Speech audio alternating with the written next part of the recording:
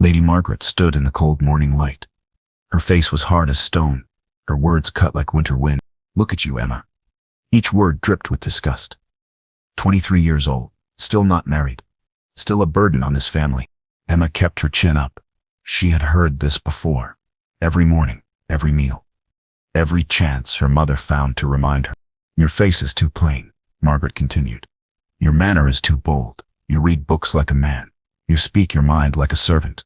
What lord would want such a wife?" The great hall felt colder than usual. Emma's two sisters had portraits on the wall now.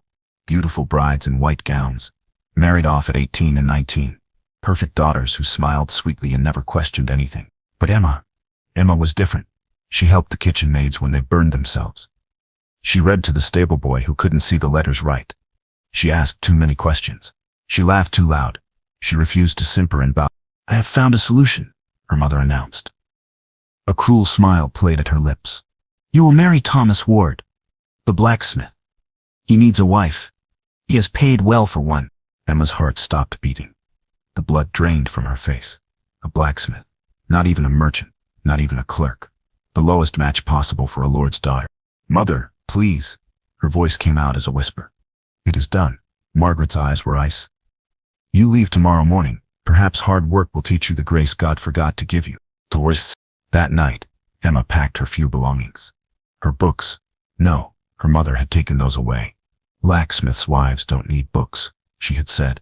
Only Emma's oldest dresses remained. The ones too worn for a lady. Work clothes now. She looked in her mirror one last time.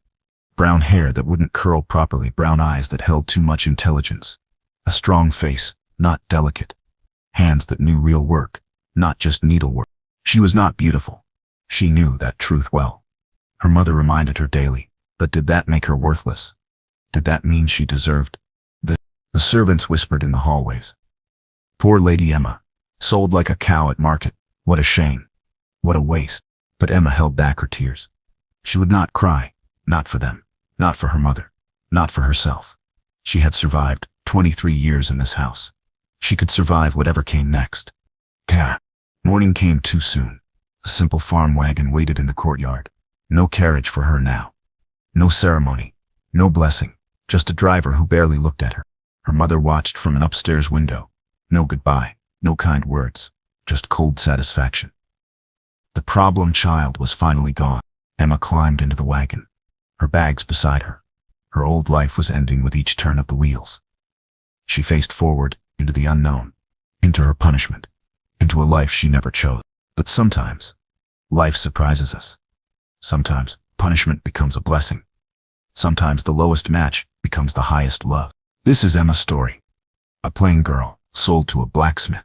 A woman who discovered her worth. A love that shocked them all. Thomas Ward was not what people expected from a blacksmith. Yes, his hands were rough from work. Yes, his clothes were simple. But his eyes were gentle, kind, thoughtful. He lived outside the village in a stone cottage. Simple but clean. Ordered but somehow warm. Nothing like the dark hovel the gossips described. At 30 years old he was still unmarried. Not because no one would have him. The village girls giggled when he passed. Strong shoulders. Quiet manner. A mystery they all wanted to solve. But Thomas had his reasons for staying alone. His past held secrets. Pain that made him careful with people. Loss that taught him kindness. He worked alone. He lived alone. Until now. "Why did you agree to this marriage?" the grain merchant had asked him. "A lord's daughter for a wife. She'll bring you nothing but trouble." Thomas had just smiled. Everyone deserves a chance, don't they? But the truth went deeper. Thomas understood rejection. He knew what it felt like to be judged, to be called worthless. His own story, well, that was his secret to keep. For now. Ew. He prepared carefully for her arrival. He cleaned the spare bedroom, bought new bed linens from the market, picked wildflowers for the windowsill. Small gestures, kind gestures, ways to say welcome without words. The villagers laughed behind his back.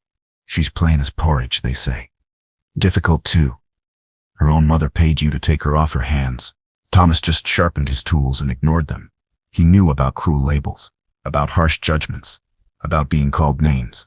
He would judge this Emma for himself. His cottage was full of books. Strange thing for a blacksmith, people said. But Thomas read every night by candlelight. Poetry, history, philosophy. He made himself more than just muscle and metal. Another secret the village didn't need to know. The forge was his kingdom. Here, he created beauty from raw iron.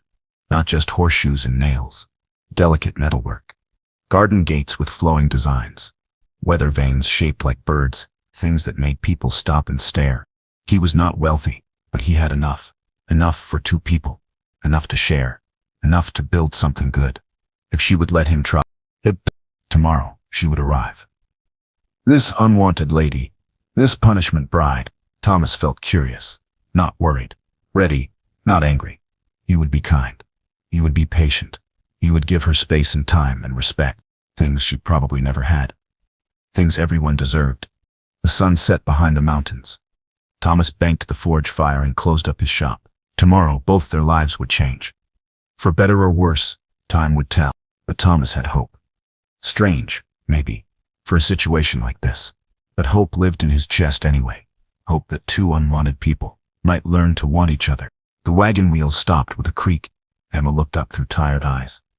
Stone walls, a smoking chimney, the steady ring of hammer on anvil. Her new prison. Thomas emerged from the forge shadows. Tall, broad-shouldered, covered in soot and sweat. Emma's heart sank to her stomach. Of course he looked exactly like she feared. What had she expected? But then he spoke. Lady Emma? His voice was soft, gentle. Nothing like she imagined. Welcome to your new home. I'm Thomas. She climbed down from the wagon alone. The driver left quickly, eager to be gone. No looking back, no second thoughts.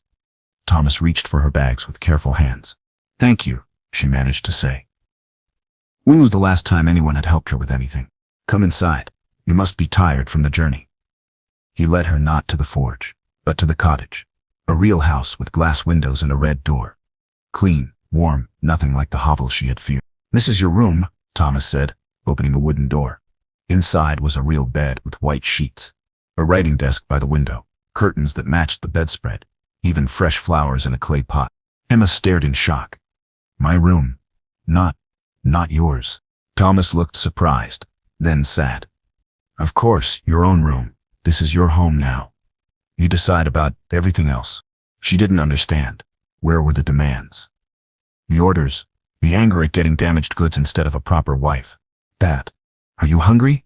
He asked gently. I made beef stew. Simple food, I'm afraid. Nothing fancy. They ate in silence at a wooden table. The stew was good, better than good. Emma watched him carefully. He used his napkin, said please and thank you to her. Treated her like a guest, not a servant. I should explain something, Thomas said finally. His eyes were serious but kind. I asked for a wife.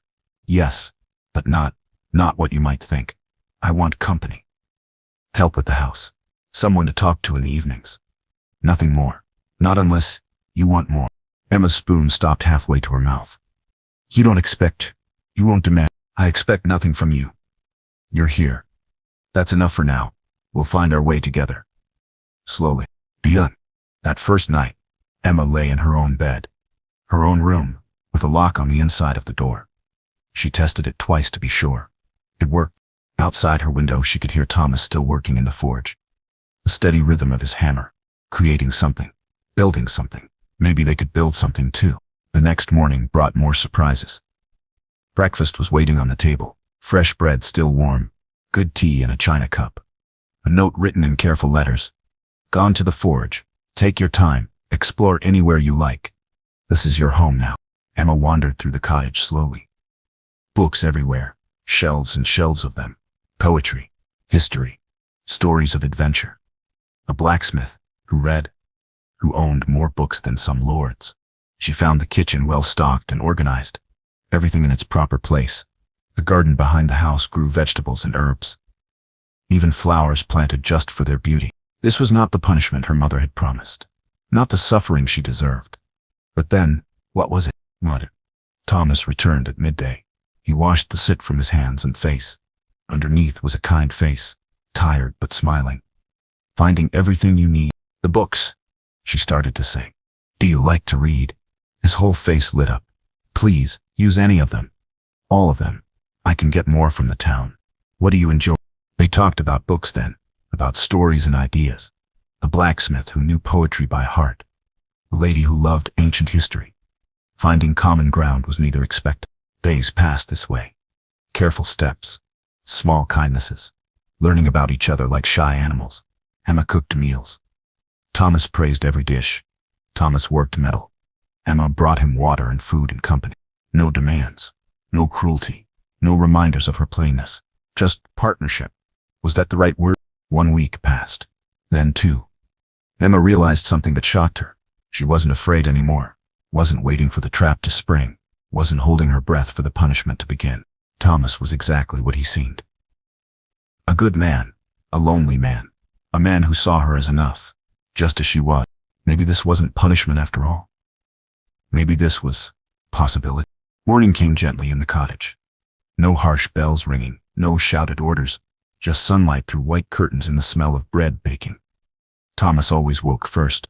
Started the fire. Made breakfast. Left it warming for her like a gift. Emma found rhythm in this new life. Wake when her body was ready. Dress her in simple clothes that fit her properly. Eat food that tasted good. Help Thomas with his work. Learn new things. Sleep peacefully. And repeat. But each day felt lighter somehow. Each morning brought less fear. Can you hold this steady? Thomas asked one morning. A piece of hot iron glowing orange-red. He handed her special tongs to grip it safely. Need your hands free for shaping. She should have been terrified. Hot metal could burn. Forge work was dangerous. But Thomas taught her carefully. Showed her exactly how to hold it. Kept her safe while trusting her to help. Perfect, he said when they finished the horseshoe together. You have good hands for this work. Strong, steady, reliable. Strong, not delicate like a lady should be. Not soft and useless. Strong. It sounded like praise when Thomas said it. Tishki. The village needed everyday things. Horseshoes for the farmers. Nails for the carpenters. Tools for everyone. But Thomas also made beautiful things. Garden gates with iron roses. Weather vanes shaped like dancing girls. Decorative pieces that made people smile. Who taught you to make such lovely things? Emma asked. She was watching him shape metal flowers, each petal perfect and delicate. My father, Thomas said. Then he stopped. That shadow crossed his face again. The past he didn't share. He always said useful things should be beautiful too. Emma understood about secrets. She had plenty of her own, so she didn't push for more. Just watched, learned. Started seeing how heat changed metal, how hammer blows created form, how patience made perfection possible. She took over running the household. Not because Thomas demanded it, because she wanted to. Cooking became her experiment. Cleaning became her pride. The garden became her special place.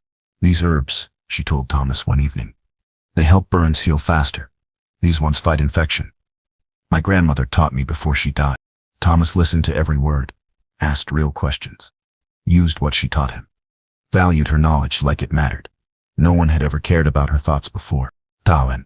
Evenings were for reading, both of them together by the fire, sometimes silently, sometimes taking turns reading aloud, sharing stories, discussing ideas. A blacksmith and a failed lady find they aren't so different after all. The villagers noticed the changes, whispered among themselves. How strange to see them working together. How unusual for the quiet blacksmith to smile so often. What an odd pair they made. But Emma cared less about whispers every day, about judgment, about fitting into boxes that didn't fit her. This life shaped itself around her like Thomas's leather apron. Practical, protective. You're different now, Thomas said one night. He was watching her read by firelight, growing stronger every day. Is that bad? The old fears crept into her voice. No, it's wonderful to watch. You're becoming yourself, your real self, herself. Who was that exactly? Not the family disappointment, not the marriage failure, but this person cooked good food, who grew healing herbs, who helped forge beautiful metal, who read poetry aloud, who smiled now without forcing it. West. Thomas was changing too. He talked more at meals, laughed sometimes at her jokes, shared his work instead of doing everything alone, seemed lighter somehow, happier. They developed their own language. A whistle meant come see something interesting.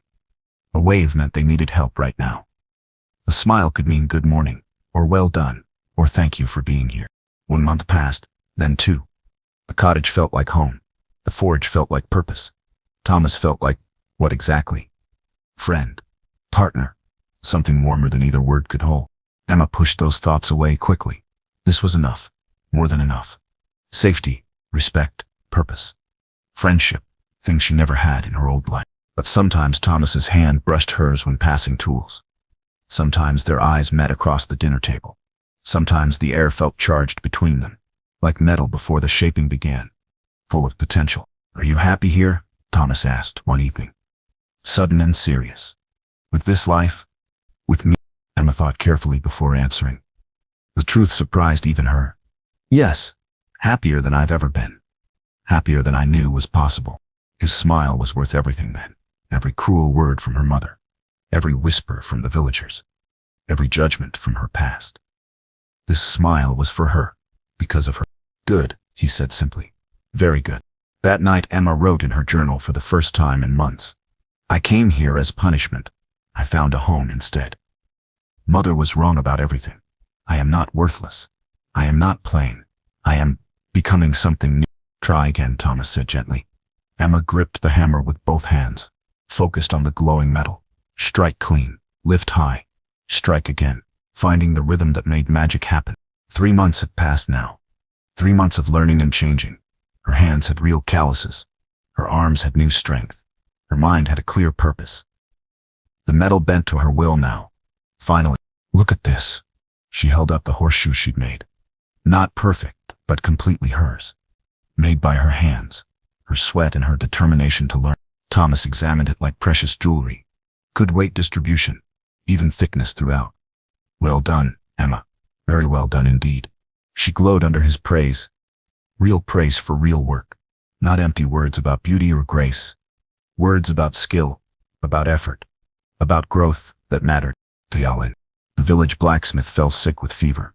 Orders piled up like autumn leaves. Thomas worked from dawn until after dark. Emma worked right beside him, no longer just helping, actually creating. "Mrs. Ward," the baker's wife called out one morning, first time anyone had used that name for her. "My garden gate latch is broken. Can you fix it?" Emma looked at Thomas quickly. He nodded with trust shining in his eyes. "I can try," she told the woman. And she did try. And she succeeded. Word spread quietly through the village. The Lord's daughter who worked with metal, who grew healing herbs in her garden, who made medicines that actually worked, who read stories to children, who was useful. Emma discovered she had an eye for detail that helped Thomas. She spotted flaws he missed after long days, suggested improvements that made his good work even better. "This design," she said one afternoon. She was sketching on paper with charcoal. "If we curve the iron here, add a small flourish there, it becomes art instead of just function." Thomas studied her drawing carefully, tried her suggestions. The result sold for 3 times the usual price. "You have vision," he said with wonder. "I just have technique." But together.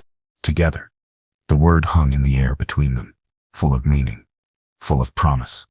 Neither dared name it yet, but her knowledge of herbs and healing became useful too. Burns were common in forge work, cuts happened daily. Emma's salves helped wounds heal clean and fast. Her care mattered to real people. "Please help my daughter," one desperate mother begged. "Her fever won't break. You helped the baker's son when he was sick." Emma felt the weight of trust. The responsibility. She prepared her strongest herbs carefully, gave detailed instructions, prayed she remembered her grandmother's teachings correctly. The girl recovered completely. Another success, another step toward something she'd never been before. Needed. Thomas watched her bloom like flowers in spring, like raw metal in the forge fire, heated and shaped and strengthened into something beautiful, something valuable, something irreplaceable. "You're completely different," he told her one evening. They were working side by side, finishing a large order, from the frightened girl who arrived here. "Bad different?" The old insecurity still lived in her voice sometime. "No, good different. The best difference. You found your real self, not what they told you to be, what you actually are." Emma felt tears threaten, happy tears, grateful tears. "You gave me space to grow, time to learn, respect I never earned. No one ever. Everyone deserves those things." His voice went rough with emotion. Everyone deserves the chance to become who they're meant to be. The forge felt sacred in moments like that. This place of transformation, where raw metal became useful tools, where Emma became herself, where 2 broken people were healing together. Her mother wrote once, Cold words asking if her punishment was working properly. Emma read the letter once, laughed out loud, threw it directly into the forge fire. Bad news from home? Thomas asked with concern. Old news, dead news, nothing that matters anymore. Emma smiled and picked up her hammer. Now show me that new technique you mentioned. He did, patient as always. But now she learned quickly, understood easily, matched his rhythm perfectly, had become his true equal in the work they both loved. The villagers changed their tune gradually, nods of respect when she passed, requests for help with their problems, invitations to harvest festivals. The strange couple became simply neighbors, good neighbors, helpful neighbors, people who belonged. Emma kept a new journal now, filled with sketches of metalwork designs, notes about new techniques, recipes for healing medicines, records of happy moments, a catalog of growth and change, and becoming. One page simply said, I am not plain, I am not worthless, I am skilled, I am needed, I am valued, I am happy. Mother was wrong about everything. Thomas was right. Everyone deserves to become. The hammer felt light in her hands now. The fire felt warm and welcoming. The future felt bright with possibility.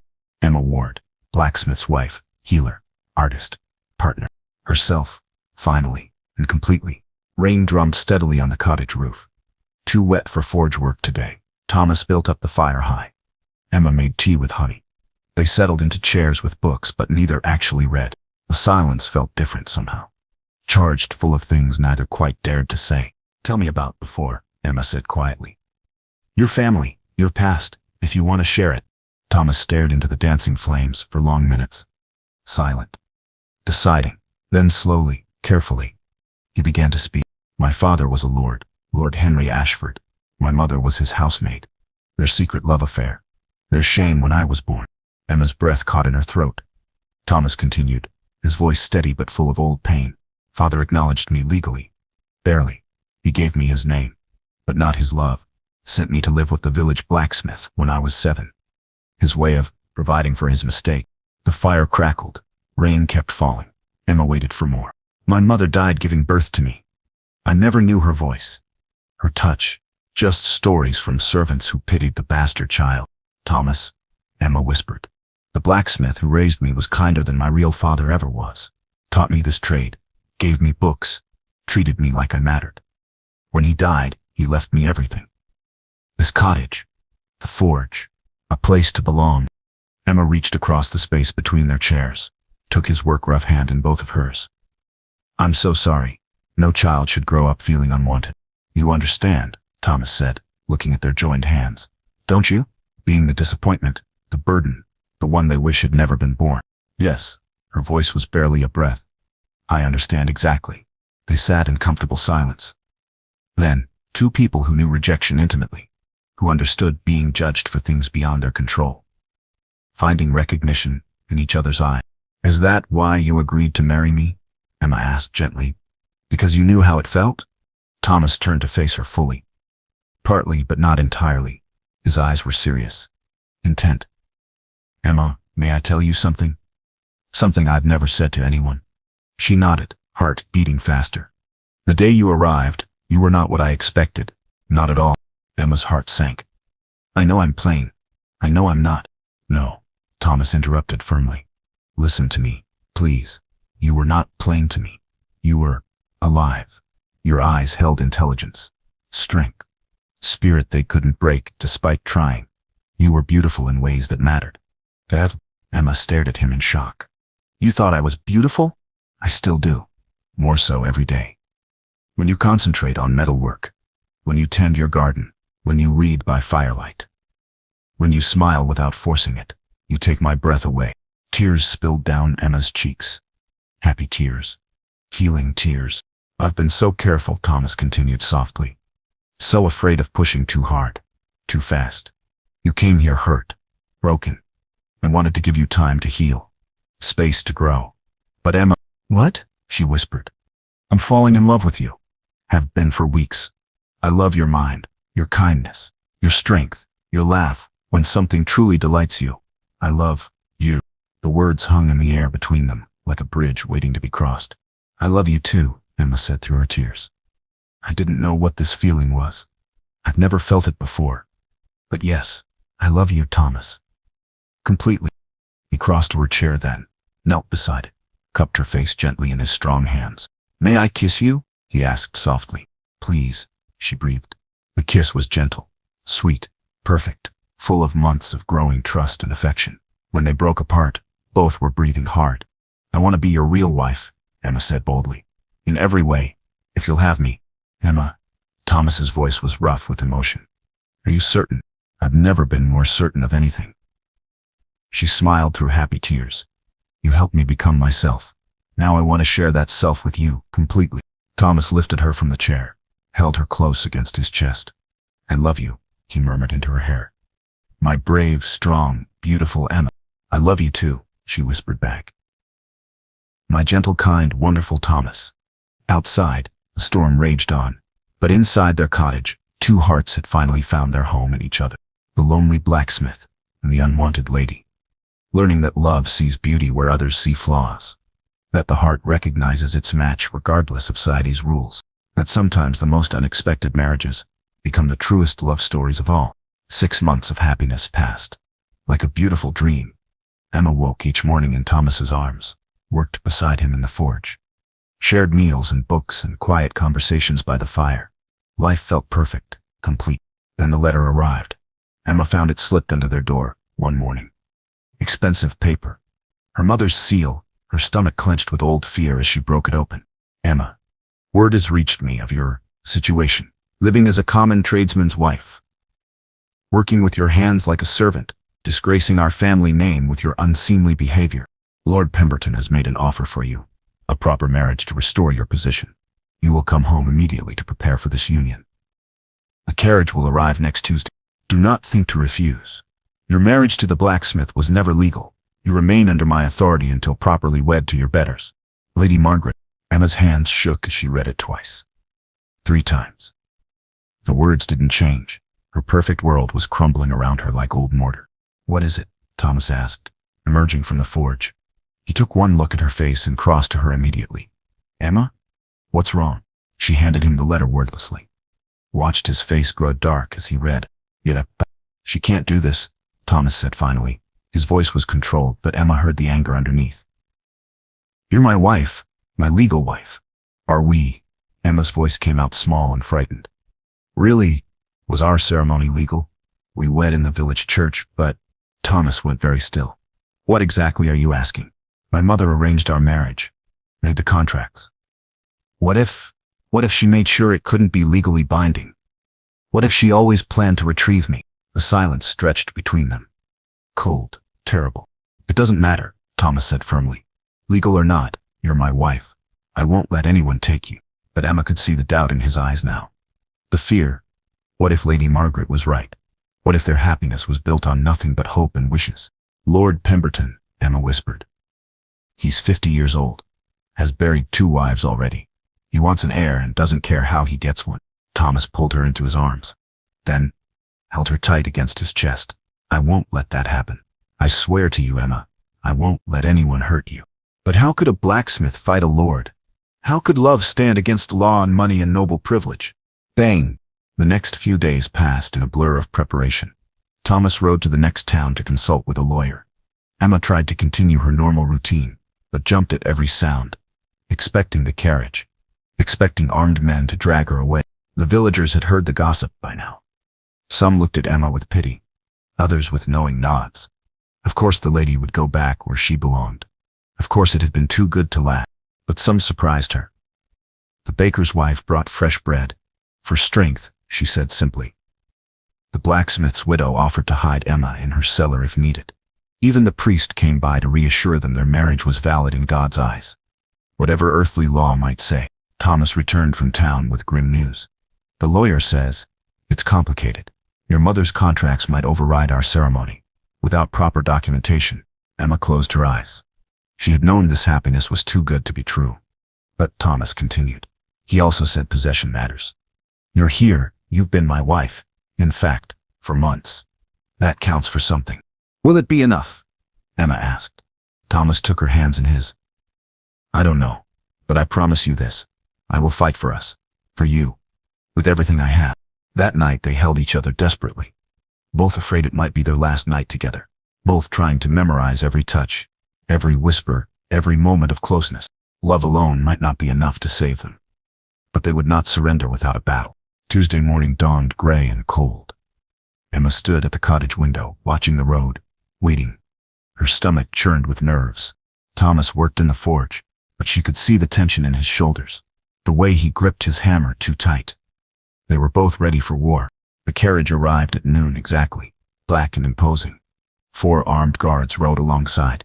Emma's mother stepped down in elegant traveling clothes, her face cold as winter stone. "Emma," Lady Margaret called sharply. "Come out here immediately. We have much to discuss." Emma took a deep breath, squeezed Thomas's hand one last time. Together they walked outside to face her mother. "Mother," Emma's voice was steady, stronger than she felt. "Look at you." Margaret's eyes swept over Emma's simple dress, her work-roughened hands and her sun-touched skin, completely ruined, like a common laborer. "Disgusting. I'm exactly what I choose to be," Emma replied quietly. "You choose nothing," Margaret snapped. "You are my daughter, my property until properly married. This arrangement was never meant to be permanent." Thomas stepped forward, then, "Lady Margaret, I am Thomas Ward, Emma's husband. She stays here with me." Margaret laughed coldly. "Husband? You are nothing but a convenience, a place to store damaged goods until a proper use could be found." "That's not true," Emma said, finding her courage. "Thomas is my husband. I love him. I choose him." "Love," Margaret spat. "What does love matter? Lord Pemberton offers real marriage, a real position, a chance to redeem your family's honor." "And what does Lord Pemberton offer, Emma?" Thomas asked quietly, "besides his title?" Margaret waved dismissively. "Security, protection, children who will be legitimate heirs.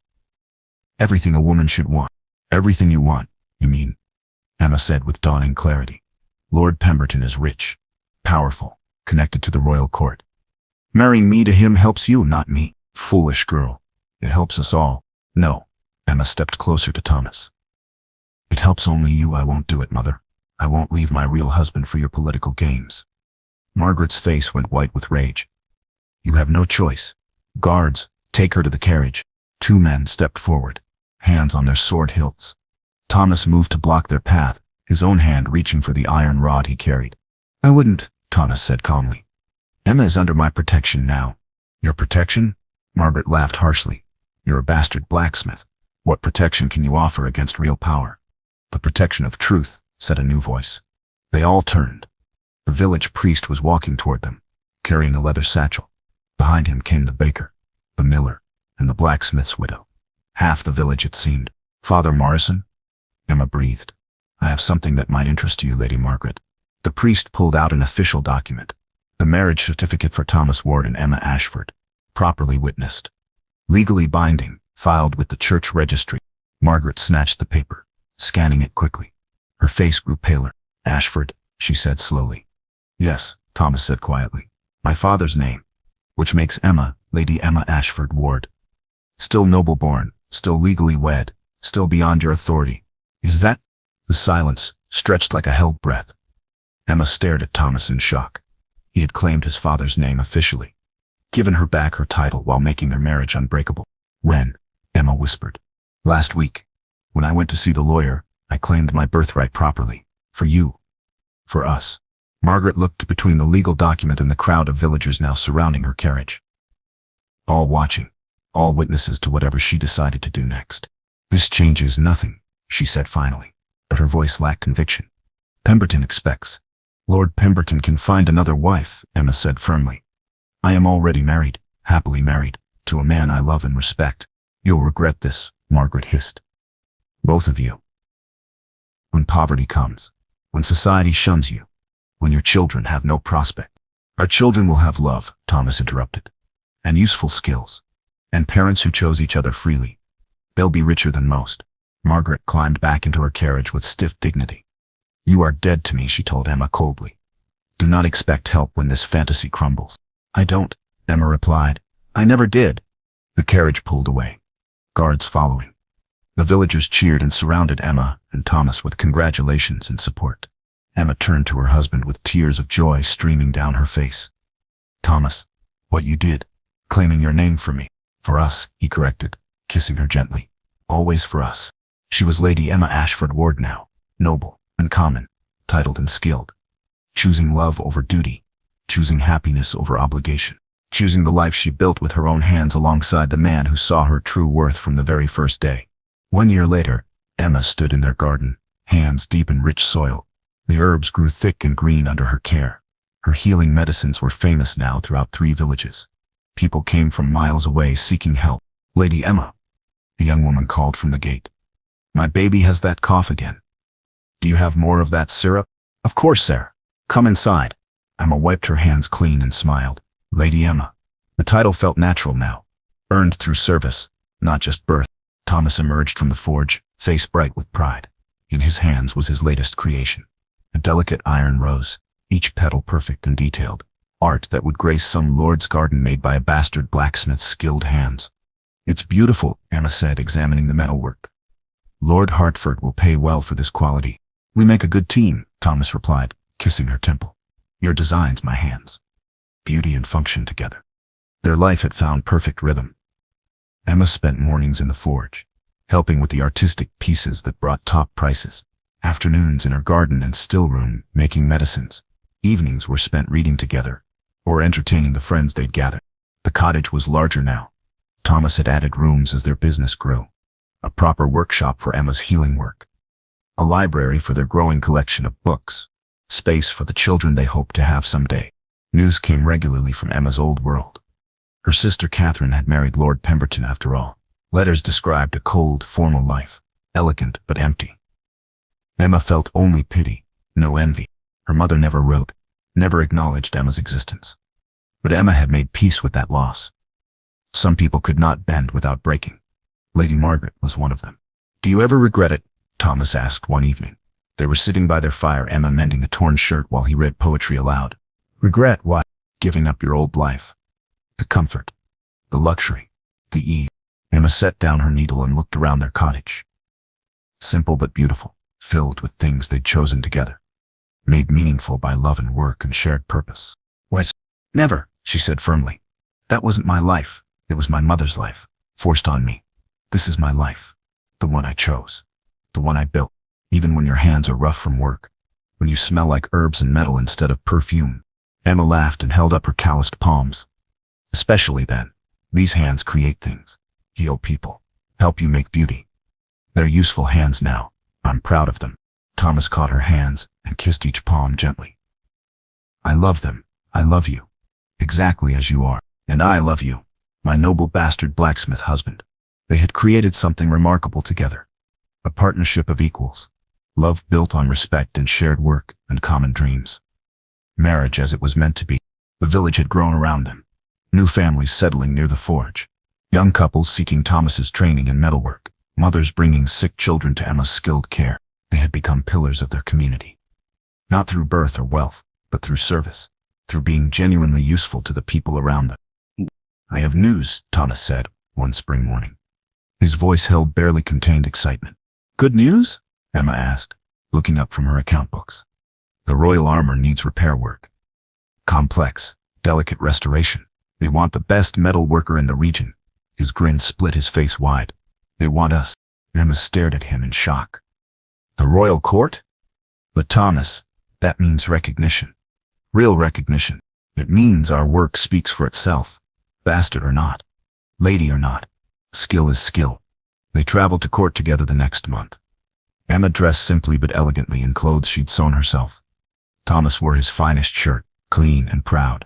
They walked into the palace as equals, partners and artists worthy of royal attention. The work took weeks. Intricate repair of ancient ceremonial armor. Thomas's hands guided by Emma's eye for detail. Together they restored pieces that had protected kings for generations. When the work was finished, the courtmaster craftsman examined every piece carefully. His verdict was unanimous. Finest metalwork I've seen in 20 years. Master Ward, you and your lady wife have exceeded every expectation. Master Ward, recognition of Thomas's true skill. Lady wife, acknowledgement of Emma's role in their success. They returned home rich, not just in coin but in reputation. Orders poured in from noble houses across the land. Their simple forge became a destination for those seeking the finest metalwork available. But fame didn't change them. They still worked side by side each day, still tended Emma's healing garden, still read together by the fire each evening, still chose love and partnership over everything else. 2 years after their marriage began as an arrangement, Emma discovered she was carrying their first child. Thomas wept with joy when she told him. They would be parents. Their love would create new life. What kind of world are we bringing this child into? Emma wondered, hands on her growing belly. A world where love matters more than bloodlines, Thomas said firmly. Where skill matters more than titles. Where people can become whoever they choose to be. A better world than the one we grew up in. Much better. Because we'll help make it that way. Their child would be born into love and security, would learn useful skills and important values, would know that worth comes from character, not breeding, that happiness comes from choosing well, not settling for what others demand. Emma Ward had been sold as punishment to a blacksmith. She had found her true calling instead, her real love, her genuine self. Sometimes the worst things that happen to us become the best things that ever could. Sometimes being unwanted by the wrong people leads us to being treasured by the right one. Sometimes what looks like an ending is actually the most beautiful beginning of all. This was Emma's story. The plain girl who discovered her worth, the failed lady who became a master craftswoman, the unwanted daughter who found unconditional love. In the end, she got exactly what she deserved. Everything her heart had always longed for but never dared to dream possible. A partnership of equals, work that mattered, love that lasted, a life built by her own choices, with her own hands, alongside the person who saw her true value from the very first day. The blacksmith's bride had found her happily ever after, not through rescue or miracle, but through courage, growth, and choosing love over fear, again and again and again. And they lived happily, working, learning, loving, and building something beautiful together, ever after.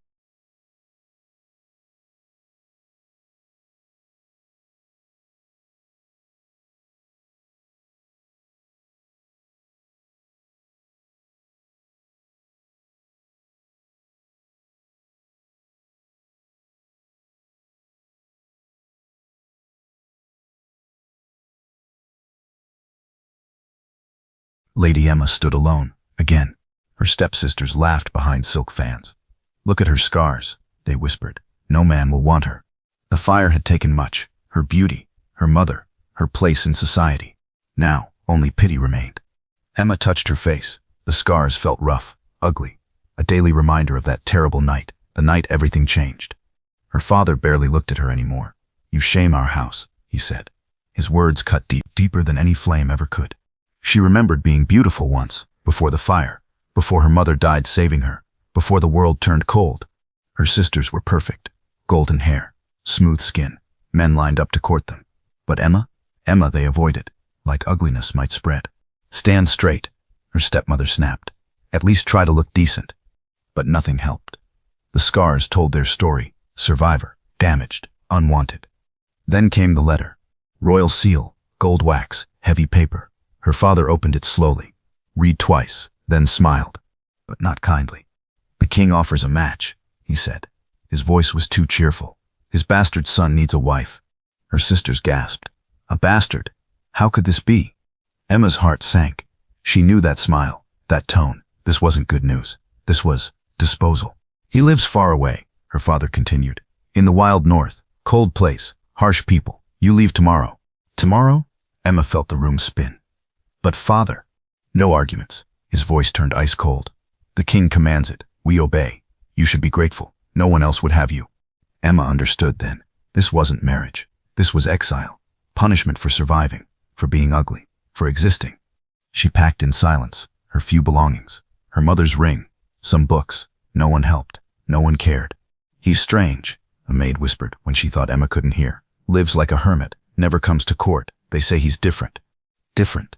Emma knew about being different, about being unwanted, about being pushed aside. Maybe they deserved each other. Two broken pieces the world didn't want. The carriage waited at dawn. Black horses, black wheels, like a funeral cart. Her family didn't say goodbye, didn't even watch her leave. As the wheels turned north, Emma felt something unexpected.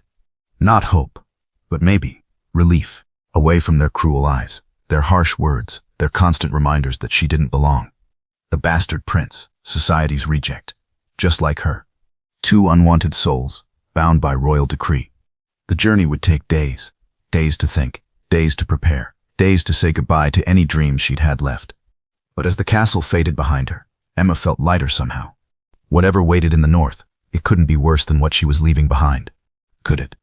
Prince Marcus had waited 30 years. 30 years of silence, of building, of preparing for this moment. The north was harsh, brutal winters, short summers, hard people. But it made him strong. While his half-brothers played at court, he worked.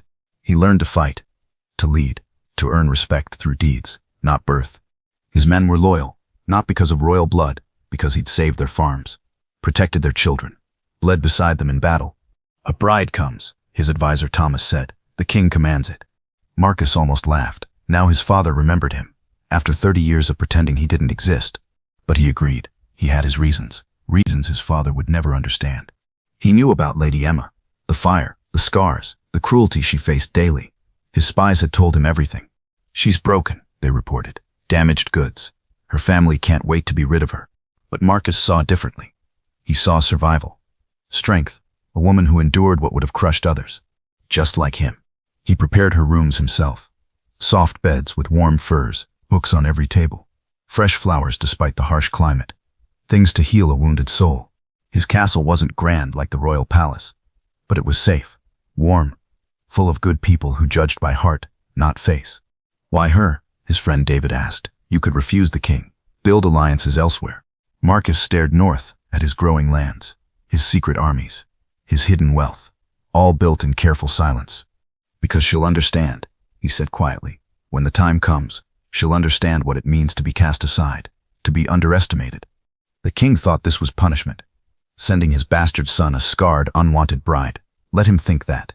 For now, Marcus had learned patience in 30 years of exile, had learned to see opportunity where others saw disaster. Lady Emma wasn't damaged goods. She was exactly what he needed. A queen who knew suffering, who understood rejection, who would stand strong when the world tried to break her. Because very soon, everything would change. The bastard prince would take his rightful place, and he would need a queen who understood that true power came from surviving the unthinkable. Emma would understand. He was sure of it. The carriage was 2 days away now. Marcus made final preparations. Not for a prisoner, but for a partner. His future queen just didn't know it yet. Emma's carriage stopped with a jolt. Her heart raced. This was it. Her prison, her punishment, her new life of exile and shame. But the castle surprised her. Warm lights glowed in every window. The stones were clean and well maintained. Guards smiled and waved. Children played in the courtyard. This wasn't the dark, forbidding fortress she'd expected. Then she saw him. Prince Marcus stepped from the main doors. Tall, broad-shouldered, strong jaw, dark hair touched with silver at the temples. He walked toward her carriage. No hesitation, no disgust crossed his face when he saw her scars. He looked at her, really looked, not through her, not past her, at her. Lady Emma, he said. His voice was deep, gentle, warm like honey. Welcome home. Home. This wasn't home. This was exile. But his hand was steady as he helped her down. He didn't flinch when her scarred fingers touched his. You must be tired, he continued. The journey is long and harsh. Come, rest first. We can talk later. No inspection? No cruel comments? No demands to see what he'd been given? Emma felt confused, lost. This wasn't the meeting she'd prepared for. She'd expected coldness, rejection, more of what she'd always known. Her rooms took her breath away. A fire crackled merrily in the hearth. Books lined the walls, more books than she'd ever seen. Fresh flowers sat on every table despite the northern climate. Soft blankets, comfortable chairs, windows that caught the afternoon light. Someone had tried here, really tried. I chose everything myself, Marcus said quietly. If anything displeases you, just tell me, we'll change it. Emma touched a soft blue blanket. Her fingers trembled. When was the last time anyone cared about her comfort, her preferences, her happiness? Why? The words slipped out before she could stop it. Marcus paused at her door, turned back. His eyes were kind, patient. Because you deserve kindness, Emma. Everyone does. Then he left. No demands, no expectations, no cruel comments about her appearance. Just kindness. Emma sat on the bed. The mattress was soft. The room was warm. Everything smelled like lavender and fresh bread. A knock came softly. A cheerful maid entered with a bright smile. I'm Sarah, she said warmly. I'll help you settle in. The prince says to rest as long as you need. Dinner can wait until you're ready. Sarah didn't stare at her scars, didn't flinch or whisper, just smiled and started unpacking Emma's few belongings with careful hands. Is he always so? Emma searched for words. Kind? Sarah's smile grew wider. Always, my lady. The prince is good to everyone here. You'll see. That night, Emma slept deeply for the first time in years. No nightmares about fire, no dreams of cruel laughter, no tears on her pillow. Just peace. Maybe this exile wasn't what she'd thought. Maybe, just maybe, it was something else entirely. An escape, a chance, a beginning. But that seemed too much to hope for. Good things didn't happen to girls like her. Did they? Morning came softly in the north. Birds sang outside clean windows. Sunlight streamed through glass that sparkled. Emma woke confused, then remembered. The castle, the bastard prince, the kindness that made no sense. Sarah brought breakfast on a silver tray. Hot bread with real butter, tea that smelled like flowers and sunshine. The prince asks if you'll join him when you're ready, Sarah said. No rush at all. He's reading in the morning room. No rush, no demands, no schedule forced on her. Emma dressed slowly in her best gown. Though what did it matter? Nothing could hide her scars. Nothing could make her beautiful. She found Marcus in a sunny room filled with books. He looked up when she entered, smiled that same warm smile. Good morning, Emma, he said. Did you sleep well? Such normal words. Like she was normal. Like her scars didn't matter. Emma nodded, sat carefully in the chair he offered, waited for whatever came next. I thought we might start slowly today, Marcus said. Would you like to see the castle, meet some people, or would you prefer to rest more? He was asking her, giving her choices. Emma felt off balance, lost. The castle, please, she managed. I'd like to see it. They walked together through wide hallways. Marcus explained everything patiently. The library with thousands of books, the kitchens that smelled like heaven, the healing rooms are full of herbs and medicine. His voice stayed calm, patient, never rushed, never condescending. People greeted them everywhere, really greeted them. Smiled at her directly. Not one person stared at her scars, or whispered, or turned away in disgust. This is Emma, Marcus would say proudly. My wife. Pride in his voice, about her. Emma's head spun. This made no sense. The kitchen bustled with activity. The cook, a plump woman named Mary, beamed when she saw them. Welcome, my lady, Mary said warmly. What foods do you enjoy? I'll make sure the kitchens know. When had anyone asked what she liked? What did she want? Emma stammered out answers. Mary nodded enthusiastically, promised special treats. In the healing rooms, Emma stopped breathing. Herbs everywhere, bottles of tinctures, books about medicine and healing. Her secret passion was laid out like a gift. You can work here if you want, Marcus said quietly. Our healer Anna needs help. The people need care. Work. Purpose. Emma's hands shook. But I'm not trained properly. You can learn, Marcus said simply, like it was obvious. Anna is an excellent teacher. Everyone starts somewhere. Days fell into a rhythm. Emma had never dreamed possible. Breakfast with Marcus. He never rushed, never made her feel awkward. Just talked, like she mattered. Then the healing rooms. Learning about herbs. Their uses. Their dangers. How to help people who hurt. Anna was patient, kind. You have gentle hands, she said. Sure instincts. Scars don't change talent. Lunch with Marcus became Emma's favorite time. He asked about her morning, listened to her answers, really listened, shared his own work, his plans for improving the land, his dreams for the people. Afternoons were hers, reading in the library, walking in gardens where flowers bloomed despite the harsh climate. Always someone friendly nearby, never alone unless she chose to be. Dinners were warm gatherings, sometimes just her and Marcus, sometimes with friends who became her friends too. Good food, better company, real laughter, not at her, with her.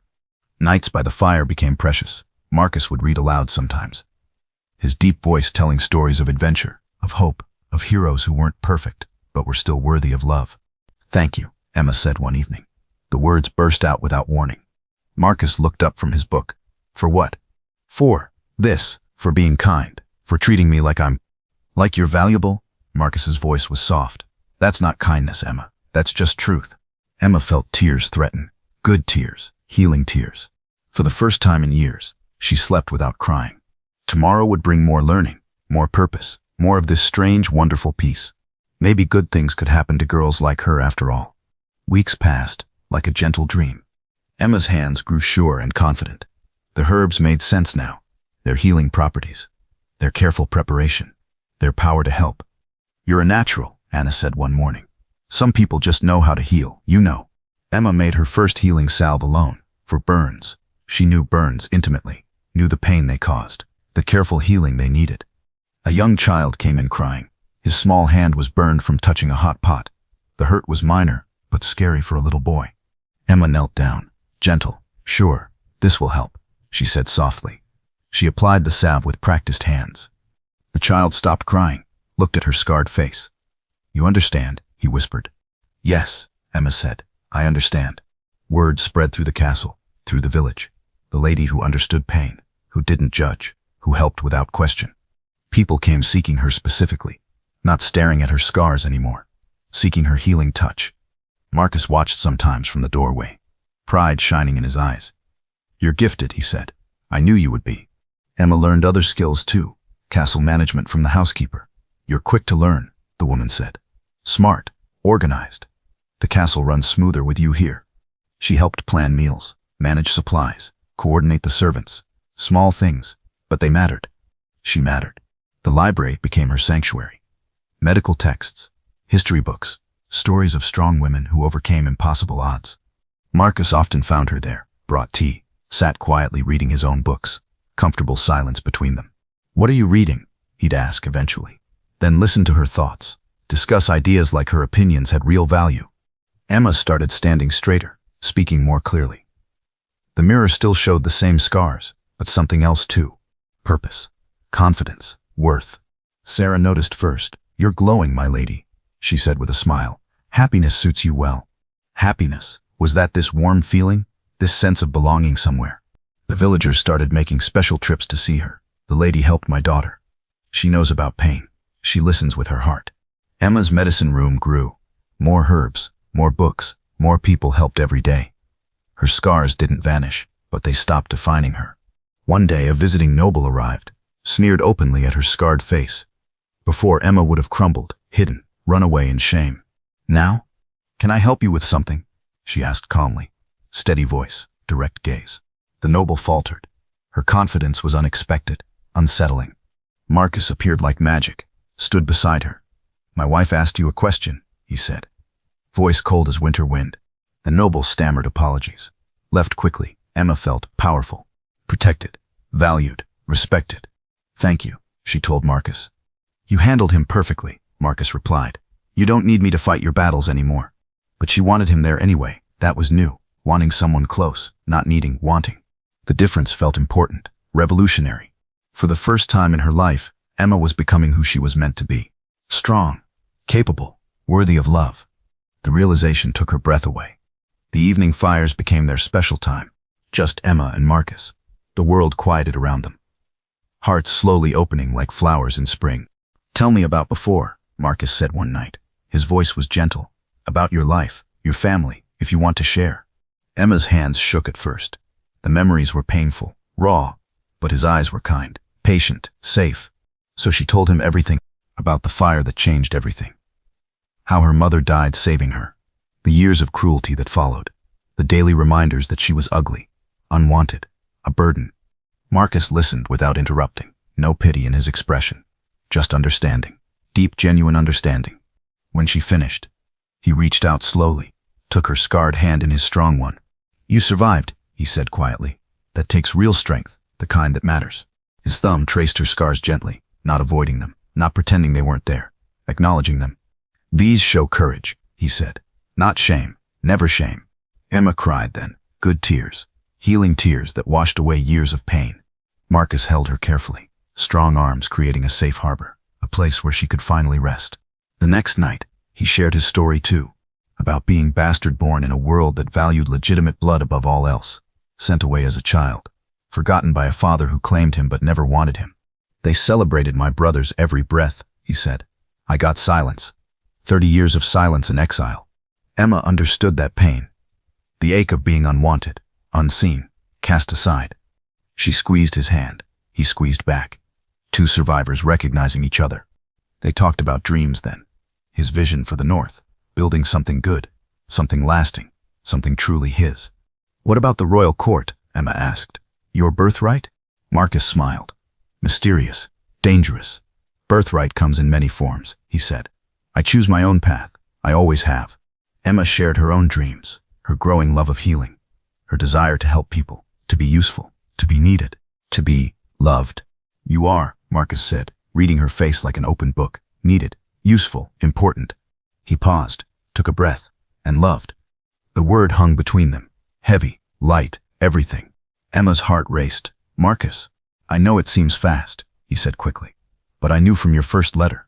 We're the same, you and I. Survivors, builders. We understand what others can't. Emma felt it too. This connection is deeper than attraction. Soul recognition. Two broken pieces making something beautifully whole. I feel it too, she whispered. Truth. Scary and beautiful. Marcus smiled then, real joy lighting his face, making him look younger despite his years. Then we have all the time we need, he said, to build something real, something lasting. They sat closer after that night, hands touching naturally, hearts opening like spring flowers, building something precious together. Slow, sure, real. The entire castle noticed their happiness. Smiles bloomed everywhere. Their joy was contagious, warming everyone like sunshine after a long winter. Love was growing, patient, strong, true. Emma had never imagined love could feel like this, safe and exciting, gentle and passionate, healing and inspiring all at once. She was falling in love with her husband, her friend, her partner. And miracle of miracles, he was falling in love with her too, scars and all. The letter came at dawn on a Tuesday.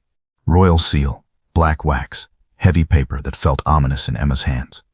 Marcus read it twice. His face changed completely. Harder, colder, dangerous, in a way she'd never seen. What is it? Emma asked, worry creeping up her spine. My father is dead, Marcus said flatly. My brothers are fighting for the crown. They summoned me south, to kneel, to submit to whoever wins. Emma felt the change in the very air, like a storm approaching. Will you go? Marcus stood, walked to the window, stared north at his lands, his people, his life. Oh yes, he said quietly. I'll go, but not to kneel. Then he told her everything. The 30 years hadn't been wasted. While his brothers played at court, he'd built an empire, earned loyalty, created wealth, trained armies. Every lord in the north follows me, he said. Not because of royal blood, because I earned their respect, their trust, their love. Emma's mind spun. You planned this? I prepared, Marcus corrected. They cast me out like garbage. I built something better. Now they're weak, divided. They need what I've built. Your brothers won't accept. My brothers are fools, Marcus said coldly. Weak, cruel, like our father. The lords know it. The people know it. The kingdom bleeds under their rule. Emma saw it now. The quiet strength, the careful planning, the way people looked at him with genuine respect. The bastard prince had always been the true king. What do you need from me? She asked. No hesitation. Marcus turned. Surprise flickered across his face. Then warmth, deep, abiding warmth. You'd stand with me, even knowing what's coming? Always, Emma said. She meant every word. We're the same, remember? We stand together. Marcus crossed the room in 3 strides, pulled her into his arms. My queen, he whispered against her hair. Queen? Emma's breath caught, but yes, if he claimed the throne, she would be queen. The scarred girl, the rejected daughter, the unwanted bride, queen of the realm. Preparations began immediately. Messages flew north on fast horses. Allies were summoned. The entire castle transformed. Emma worked beside Marcus, planning supply lines, organizing communications. Her skills were needed now, really desperately needed. But worry gnawed at her heart. Your brothers have armies too, supporters. What if? They're smaller forces, Marcus said confidently. Divided, fighting each other as much as any outside threat. I have unity, purpose, loyalty earned through decades of good leadership. He pulled her close. And I have you, my secret weapon. The queen they'll never see coming. The northern lords began arriving, one by one. Rough men made gentle by genuine respect. They knelt to Marcus first, then to Emma. My lady, they said with real reverence. We are honored to serve. Emma stood tall, received their oaths. The girl who once hid in corners, now commanded armies. When do we march south? Lord Thomas asked. Marcus smiled, cold, calculated, patient. When they're at their weakest, when they least expect it. 30 years taught me patience. Now, patience ends. Emma felt the storm building. Change is coming like a tidal wave. Danger, death, the end of everything they'd built. but also rightness. This was meant to be. They were meant to be. Are you afraid? Marcus asked that night as they lay together. Yes, Emma admitted, but not of losing, of winning, of what comes after. Marcus kissed her forehead gently. We'll face it together, he promised, as we face everything together. The war was coming. Their war, their chance, their destiny. Emma closed her eyes and tried to prepare for whatever lay ahead.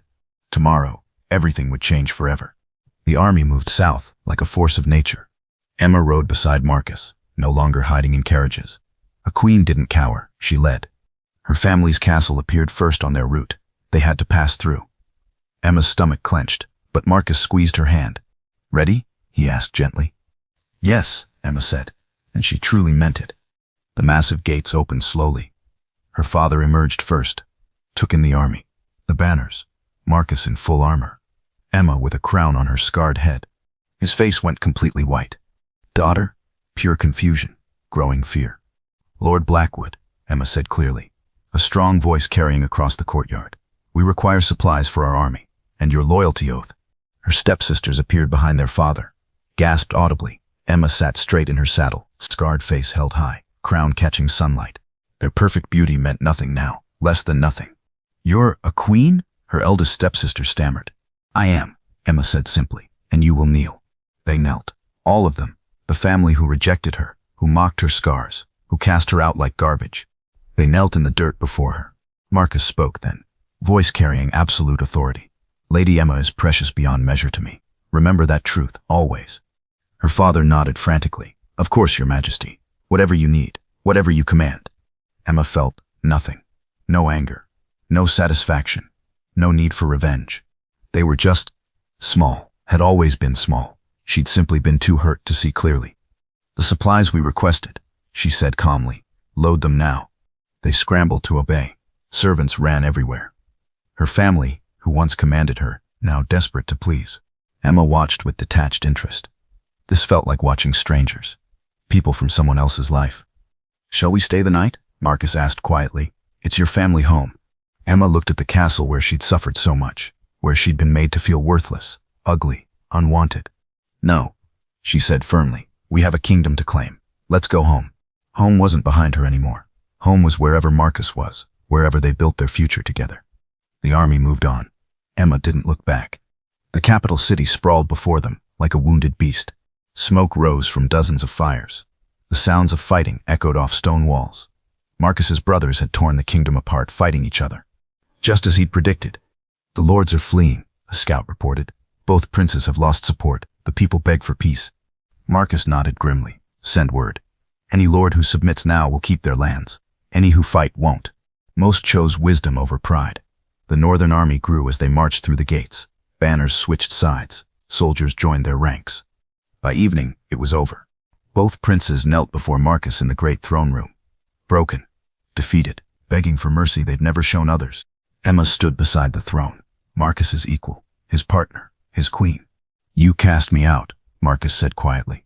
Called me bastard, worthless, unwanted. His brothers trembled. We were young, foolish, please. You were cruel, Marcus corrected. But I learned from cruelty. I learned to build instead of destroy, to earn love instead of demanding it. He gestured to Emma. This woman survived a fire, survived years of rejection. She knows what real strength means. Emma stepped forward. These princes had never acknowledged her existence before. Now they hung on her every word. Mercy, she said simply, is not weakness, it's wisdom. Marcus smiled. Proud. My brothers will live, in exile, with enough gold to survive, but never enough to threaten peace again. The coronation happened at sunset. Marcus knelt before the ancient crown, Emma beside him, two survivors claiming their destiny. Rise, King Marcus, the archbishop intoned. Rise, Queen Emma. They rose together, crowned, united, ready to heal a broken kingdom. The crowd cheered, really cheered, not from duty, but from hope. Emma looked out over the sea of faces. Some still stared at her scars. But now they saw past them, saw the queen who'd helped heal their king's wounded heart. What now? She whispered to Marcus as they waved to their people. Marcus smiled, the same warm smile she'd fallen in love with. Now we build something beautiful, something lasting, something worthy of the price we paid to get here. Emma's heart swelled. The rejected daughter, the scarred bride, the unwanted girl. Now a queen, a healer, a woman loved for exactly who she was. Some stories end with happily ever after, but the best stories, the truest stories, end with new beginnings. Emma and Marcus had the rest of their lives to write their story, together, as equals, as partners, as two souls who'd found their perfect match in each other. The kingdom was theirs, the future was bright, love had conquered all, and in the end, that was more than enough. It was everything. Queen Emma walked through the castle's healing gardens. Her hands were gentle as she tended herbs that would ease pain, help mothers birth healthy babies, heal wounds both seen and unseen. Children played nearby. Some bore small scars of their own, burns, cuts, marks that made them different. They all came to her, the queen who understood, who showed them that scars told stories of survival, not shame. "Mama! Mama!" A small voice called. Emma turned. Her 3-year-old son ran toward her, dark hair like his father, kind eyes like hers, a small scar on his chin from a tumble last winter. She scooped him up, kissed his perfect, imperfect face. "Hello, my brave boy." Marcus appeared in the doorway, still tall, still strong, silver threading through his hair now, love shining in his eyes. "The northern lords have arrived," he said. "Ready for tonight's council?" Emma nodded. She helped plan policy now. Her voice mattered. Her ideas shaped the kingdom. The realm prospered under their joint rule. Justice, mercy, strength, wisdom, everything the previous kings had lacked. "Are you happy?" Marcus asked. The same question he'd asked years ago. Emma looked around, at her gardens, her son, her people, her husband, who loved every scarred inch of her soul. "More than I ever dreamed possible," she said. Marcus kissed her forehead. Still gentle, still reverent. "Good. You deserve all the happiness in the world." Emma smiled. The girl who thought she deserved nothing had found everything. Love, purpose, respect, a family, a kingdom, a future bright with promise. Her scars remained, would always remain, but now they were simply part of her story, not the ending, just another chapter. The chapter that led to everything beautiful. Emma took Marcus's hand, their son between them. Their people are around them. Their love surrounded them like warmth. This was her real fairy tale. Not perfect, but real, honest, true. And it was more beautiful than any fantasy could ever be. The end.